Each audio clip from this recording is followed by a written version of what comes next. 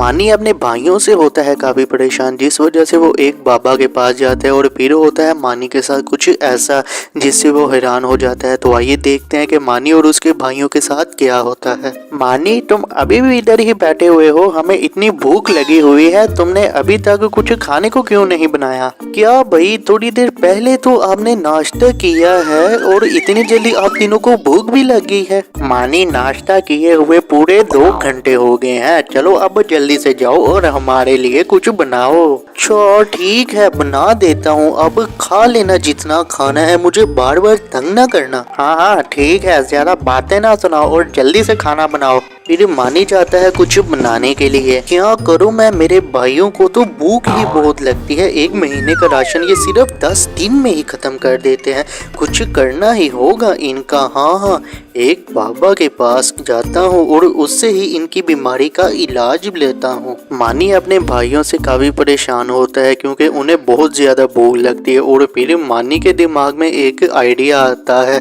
जिससे वो अपने भाइयों का इलाज कर सके और वो एक बाबा के पास चला जाता है।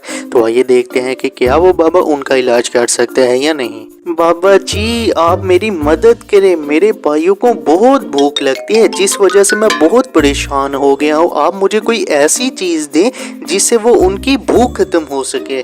बच्चा, तू परेशान ना हो, मैं तुम्हें एक खास चीज देता हूँ, वो तुम अपने भाइयों के खाने में मिला दोगे तो उन्हें भूख बहुत कम लगेगी। अच्छा, शुक्रिया शुक्रिया बाबा जी, आपका मैं अभी उन्हें खाने में मिला देता हूँ। फिर मानी बाबा से दवाई लेकर घर आ जाता है और अपने भाइयों के खाने में बाबा की दी हुई चीज मिला देता है। मैंने तुम तीनों के लिए खाना रख दिया है, अब एक दफा ही खा लेना जितना खाना है, मुझे बार बार परेशान मत करना। मानी, बहुत देर कर दी है तुमने, हम कब से तुम्हारा इंतजार कर रहे थे। फिर मानी के तीनों भाई खाना खाने लग जाते हैं, लेकिन उन्हें बिल्कुल भी नहीं पता होता कि मानी ने खाने में कुछ ही चीज मिलाई है। और इसी तरह से फिर रात हो जाती है और सब सोने के लिए चले जाते हैं और अगले दिन होता है कुछ ऐसा जिससे मानी हैरान हो जाता है। तो आइए देखते हैं कि ऐसा क्या होता है। काफी देर हो गई है, कोई मुझे नाश्ते का कहने के लिए नहीं आया, जाकर देखता हूँ।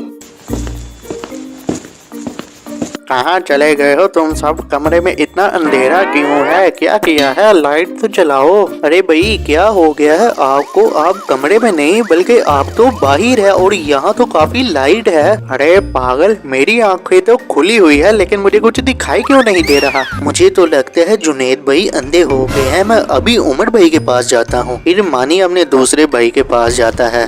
उमर भाई, जुनेद भाई को कुछ दिखाई नहीं दे रहा, चले आप मेरे साथ। आज बहुत सुकून है, किसी की आवाज ही नहीं आ रही, कहाँ चले गए हैं, जाकर देखता हूँ।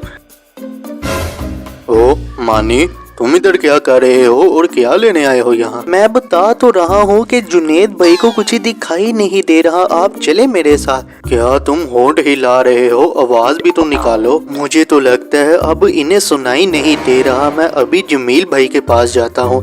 फिर मानी अपने तीसरे भाई के पास जाता है। भाई, जुनेद और उमर को पता नहीं क्या हो गया है, एक को दिखाई नहीं दे रहा और एक को सुनाई नहीं दे रहा, चले आप मेरे साथ और देखें उन्हें क्या हुआ है।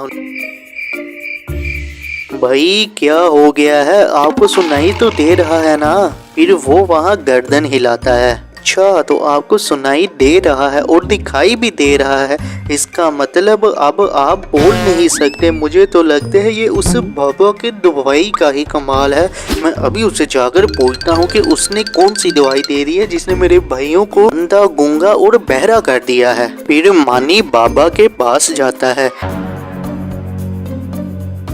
ये क्या, यहाँ तो बाबा है ही नहीं, इसका मतलब मेरे तीनों भाई अब वैसे के वैसे ही रहेंगे, अब मैं क्या करूँगा? मानी बाबा के पास अपने भाइयों का इलाज ढूंढने के लिए जाता है और उसकी दवाई से वो उन्हें अंधा, गूंगा और बहरा कर देता है। और जब मानी दोबारा जाता है तो वहाँ वो बाबा होता ही नहीं, तो इस तरह से मानी के साथ ही बुरा हो जाता है।